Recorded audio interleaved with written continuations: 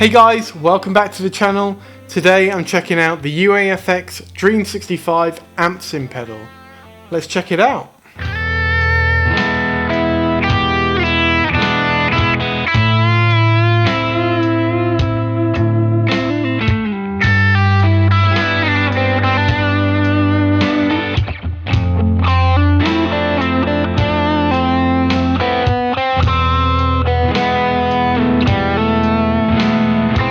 So what is this then? Well, let's not beat around the bush, right? This is a Fender Deluxe Reverb that Universal Audio have modelled and put into a pedal format.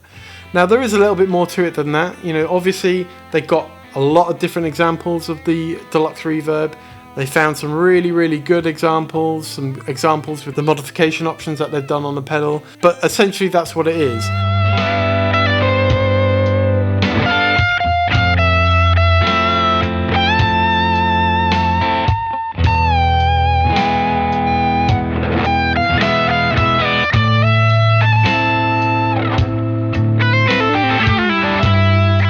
Before we jump into the specs and features of the pedal, if you are enjoying the video and you like the content on the channel, please do consider subscribing and liking the video, it really does help. Cheers.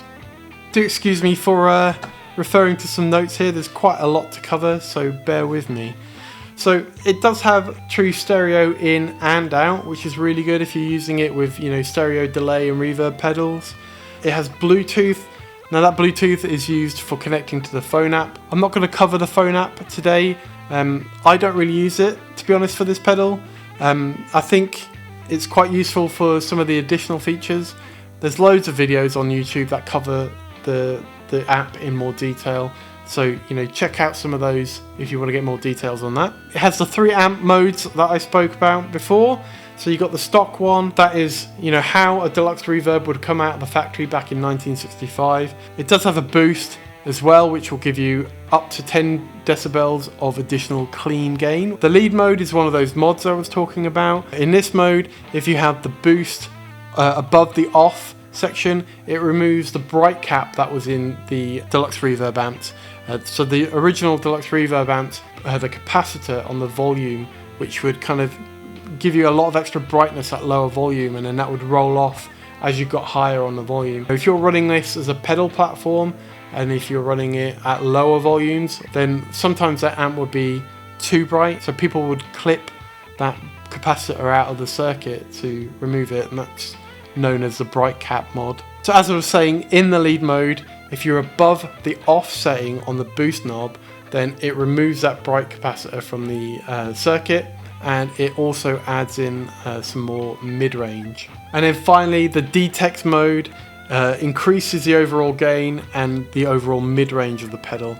And, you know, no prizes for guessing who inspired that. I think its initials are SRV. Oh, no idea. So onto the cabs. As I mentioned, you have 3 stock cabs, and if you register the pedal, you do get an additional 3. Again, bear with me, I'm going to read these off. So you've got a Celestian greenback mic'd with an M160 ribbon mic. You've got an Oxford 12K5 mic'd with an SM57. And this would have been the stock speaker in the Deluxe Reverbs back in 65. Then you've got an EV12 Electro Voice EVM 12L, and that's mic'd with a 414 condenser mic. And then we're into those bonus cab and mic combinations. So you've got a 2-rock 2x12 Celestian G1265s mic'd with a 57 and a 121 ribbon. Then you have a 4x10 Fender Super Reverb cab, CTS speakers mic'd with a 414 condenser mic. And then finally you've got a 2x12 twin reverb Fender cab with JBL speakers mic'd with a 57 and a 121 ribbon.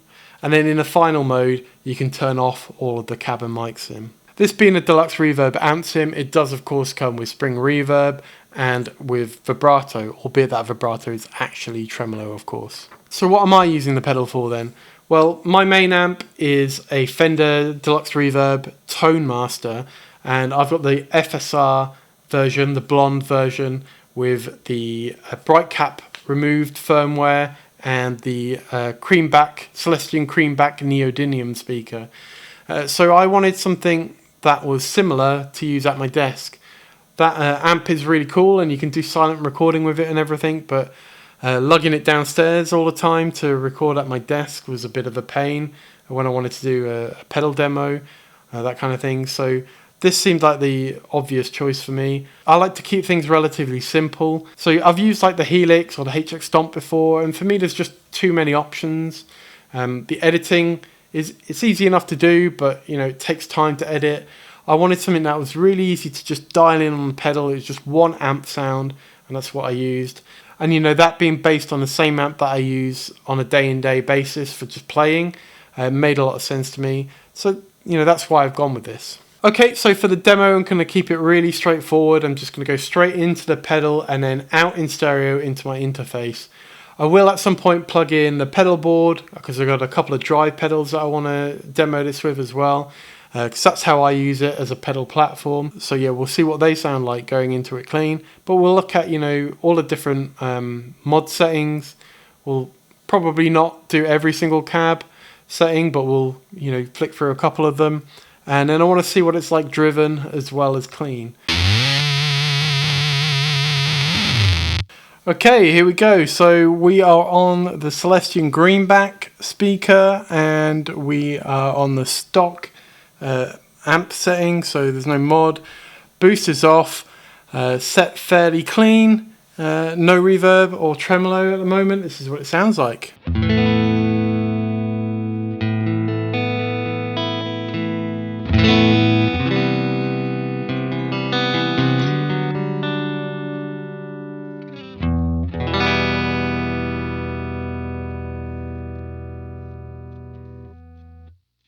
Okay, I'm going to bring in a little bit of reverb.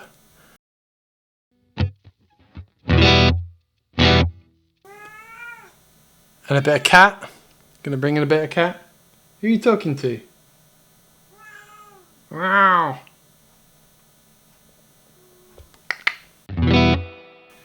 There's some new reverb.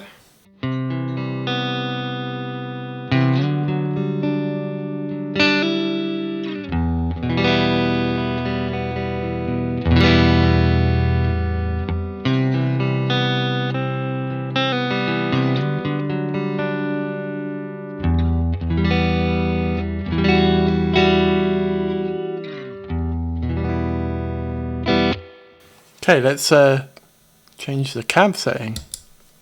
Yeah, so this would be kind of like how a deluxe reverb would come stock back in 1965 at least.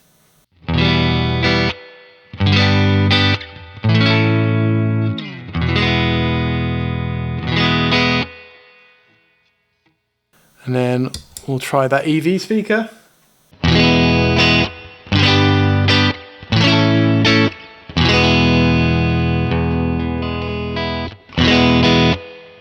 Now I think that probably the Celestion Greenback is the closest to my Tone Master setting, so I'm going to leave it on that for the rest of the demo.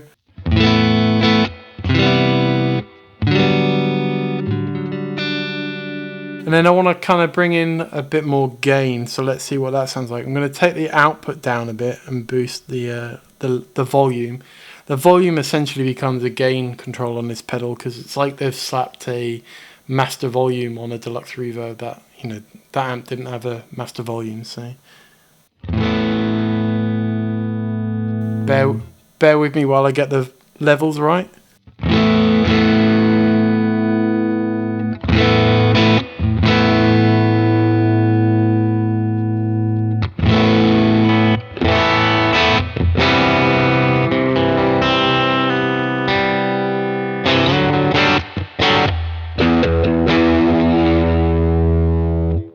I always think that as soon as you put any drive in this amp, the reverb, even at low levels, gets really overpowering.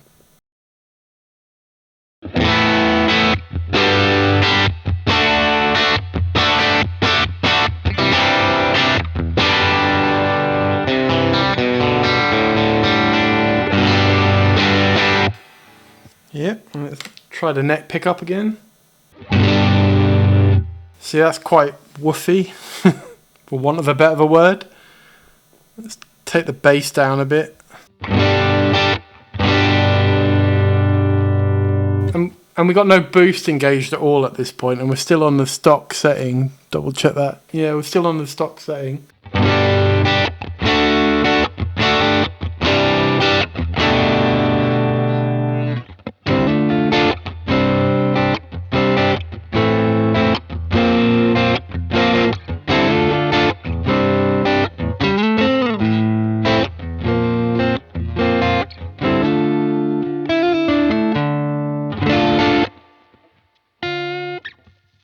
Let's see what happens if we stick the volume all the way up.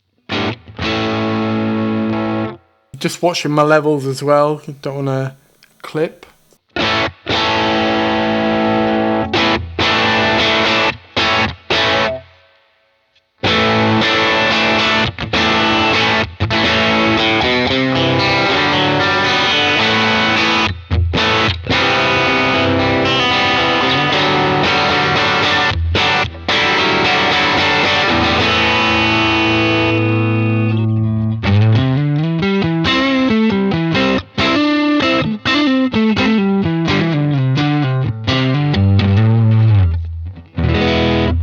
Right, let's take it back a bit and see what the boost does.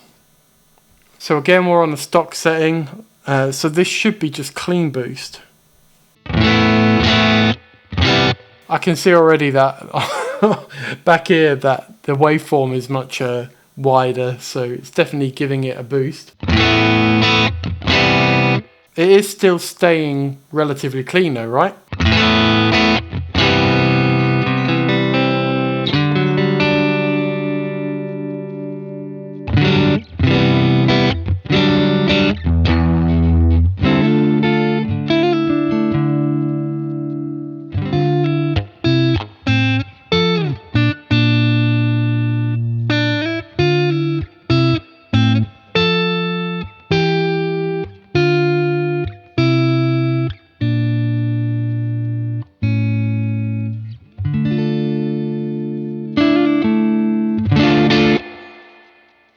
So just when I was picking harder there, it started to break up a bit, but yeah. All right, let's go back, turn the boost off, and let's have a listen to the lead setting.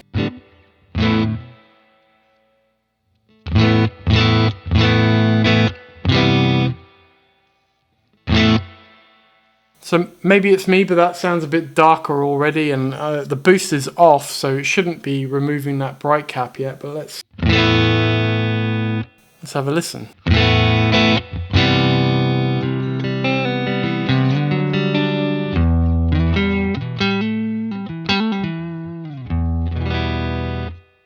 Let's see what happens when we bring it in.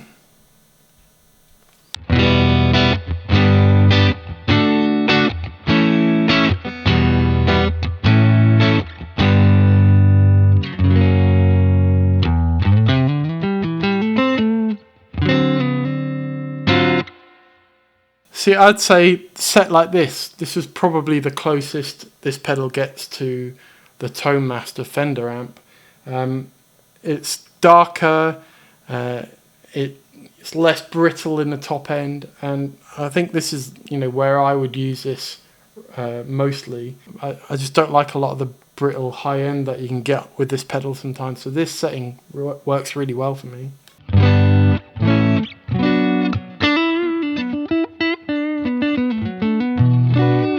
So it'd be interesting to see what this sounds with more gain. Again,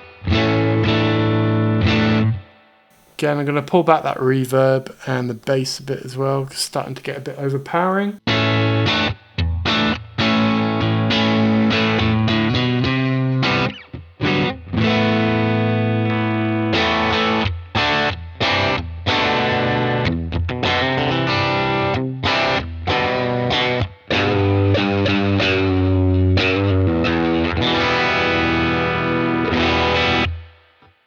Alright, well, let's make it clean again and check out the DTEX mod.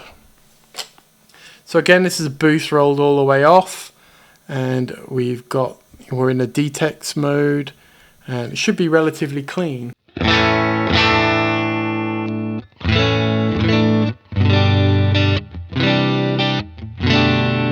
So I'm going to bring in that boost.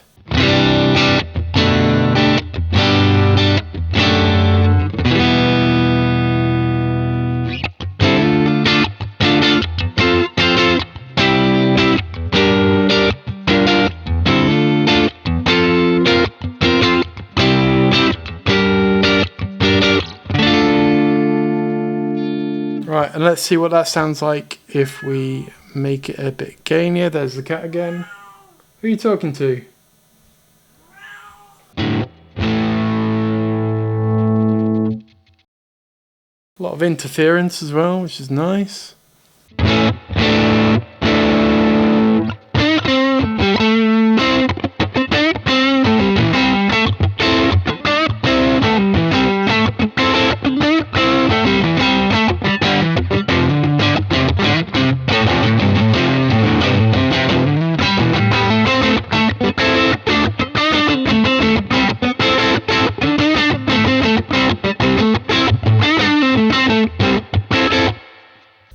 I'm going to put it back to the lead mode.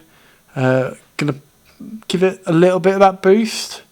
Clean it up quite a bit so it's a bit more of a pedal platform again.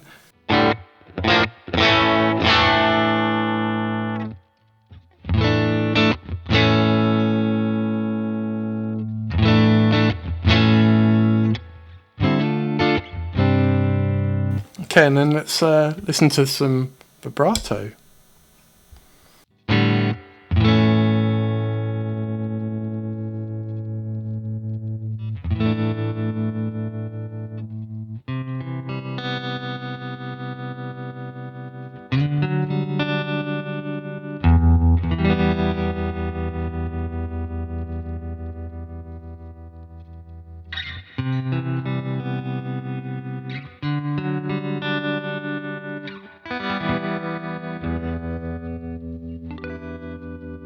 Nice. Well, I'm going to plug my pedal board in. Okay, so here's the clean tone again. And the reverb is coming from the pedal. I've not got any reverb pedals on my board. So this is what it sounds like without any pedals engaged.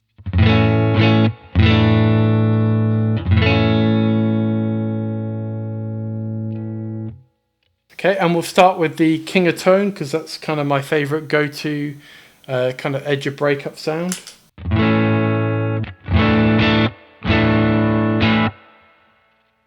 Okay, King of Tone then.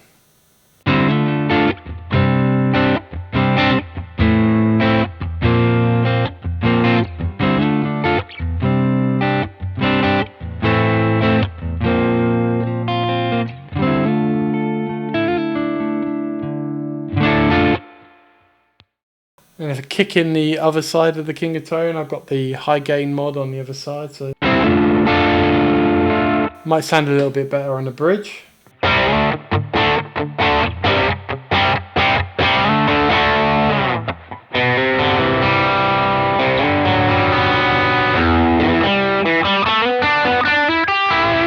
Cool. And a bit of tube screamer with the Origin Effects Halcyon.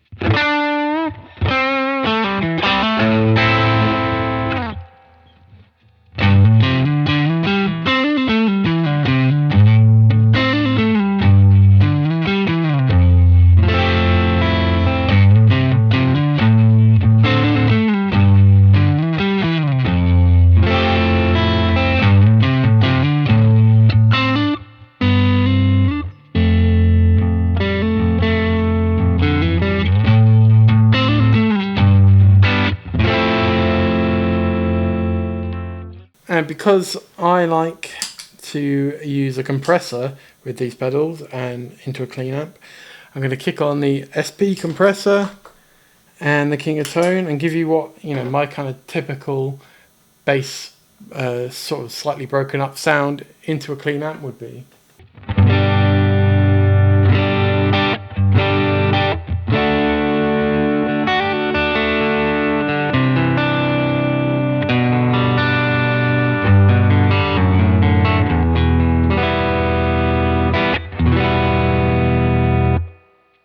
I mean, to me, that sounds exactly the same as it does. This pedal board sounds going into my Tone Master, so it's, you know, it's exactly what I'm looking for.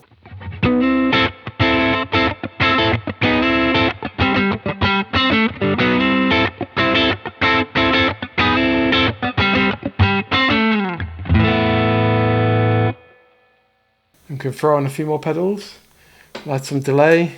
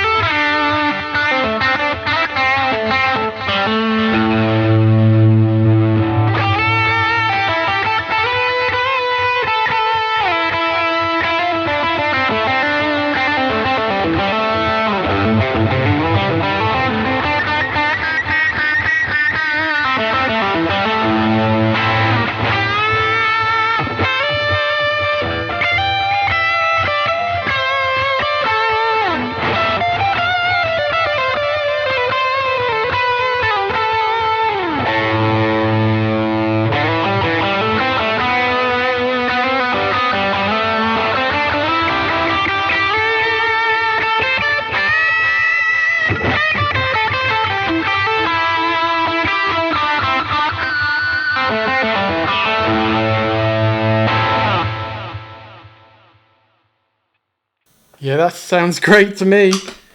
Okay, let's close things out with a little bit of a loop.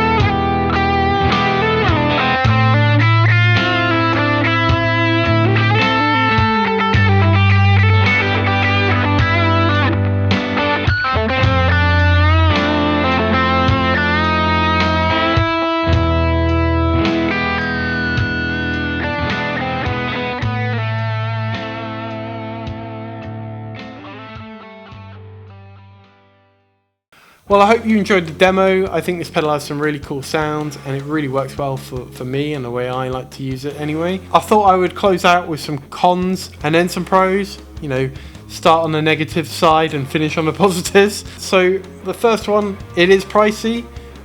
This is retailing at about £380 in the UK. For that money, you can get a number of the different kind of modelers. You've got the Strymon Iridium, that comes to mind, which models a couple of different amps. There's the Walrus Audio one as well, I forget its name. But then also, you know, you've got some strong competition from the amp capturing market now with the Amplitude Tonex that's just come out recently. That's a really quite affordable pedal in the same kind of price range that gives you access to a whole load of different amps.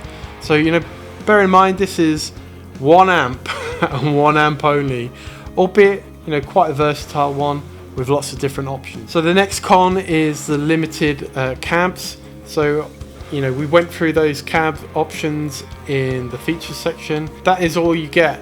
And as far as I'm aware, there's no way to load on third-party IRs or anything like that. The only option you've got if you want to use it with additional IRs is to disable it and use it, you know, in your DAW or what have you. You know, it would have been nice to maybe be able to load in your own IRs on the app or something like that. Another con is only having that one preset available. I mean, you could set this up as like a 2-channel amp with a kind of overdriven sound and a clean sound, you know, one on your preset. But, you know, it would have been nice if they could have implemented maybe a way to access more presets on the pedal itself. Not necessarily through a foot switch, but maybe through a, you know, a switch on the face of the pedal, something like that. As it is, without using the application, you're stuck to just one preset. Another con is the application. The application itself works fine. I've got no real problems with the application itself. It can be a little bit slow to connect to the pedal sometimes. The main problem for me is kind of hiding features behind an application on a phone. You know, we're used to pedals being around for decades. We don't know what's going to happen in the future, whether UAFX will take away the ability to link to it with an app. I'd rather be able to access all of the features of the pedal on the pedal itself, but, you know, it's still cool to be able to save lots of different presets and access them Another sort of minor one may affect you differently depending on how you use it. This pedal doesn't include a power supply, so at nearly £400 the pedal doesn't come with a power supply. Now if you're going to use it on your board, then that's probably not a big deal for you. And you know, I've got a couple of the other UAFX pedals in the same chassis that I've got on my board, and I power that off my Fender power supply, no problem. But if you want to use it like I'm using it at a desk, an included power supply would have been nice. As it happens, I had a spare Boss one that I used to power it on my desk. It is quite power hungry. I think it's 400 milliamps, so you know, bear that in mind if you're going to get this pedal. And then finally, on the cons is the lack of a headphone output. Again, that's not a big deal for me because the way I'm using this is for direct recording into my interface. But you know, a lot of people are going to buy this pedal because they want to have something they can use for practicing, plug it into to get some sounds, mucking around with their pedal boards, that kind of thing. So it would have been good to see a dedicated headphone output, and a lot of the competition do have a dedicated headphone output. I think you can get like a Y cable to a stereo jack and get a headphone out like that, but you know, would have been much better to have had that included on the pedal itself. So the pros, so for me the build quality, as with all of the Universal Audio stuff, is really excellent.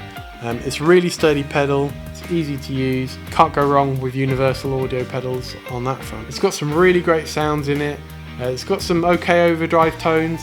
I prefer my pedals for those tones, but you know, for a clean pedal platform, this is really ideal for me and what I'm using it for. It's super convenient. You know, I've talked about this already. I don't love having to lug my amp down, even though it is a Tone Master, so it's really light. It's so much more convenient to just plug into this, plug in my in-ear monitors, and I'm off. Of course, with all the Universal Audio equipment, you can expect excellent sound quality, and you know, this doesn't disappoint on that front. And then finally, you know, it could be used for multiple different scenarios. So as I mentioned, I'm using it to record direct, but you could use it for like silent practice. You can use it for going to direct to a PA. You could also use this as a multi-amp setup. So you say you have, you know, one of the other Universal Audio amps and pedals, or you've got, you know, another brand's amps and pedals, and you want to have a stereo rig going on. You could use, you know, the Dream on one side, and you know, I don't know, the Ruby or one of the kind of plexi style amps and pedals on the other side to get your stereo sound and have two very different sounding amps. So loads of different ways you can use it. So to wrap up then, I really like this pedal. It's definitely staying around in my setup. It's just so convenient for me to use, so simple to use. You know, like I say, I really like being able to very quickly dial in a tone and not have to mess about with applications and editors and what have you to get a sound for recording. This just works really well for me for that. And you know, typical Universal Audio build quality. Yeah, I'm happy with the pedal for sure. Well, if you made it all the way to the end of the video, thanks so much for watching. And if you want to see me do a comparison between the Dream 65 and my Fender Tone Master Deluxe Reverb, let me know in the comments. I think that'd be quite an interesting comparison to do. If you want to check out any more of my content, do consider watching this review I did recently of the Beatronic Swarm, which is an absolutely crazy fuzz harmonizer pedal. If you want to go for something a little bit different, a little bit tamer, check out my video on the Adam Jones Epiphone Les Paul Custom in Silverburst. That about wraps everything up. Thanks again, and catch you in the next one. Cheers.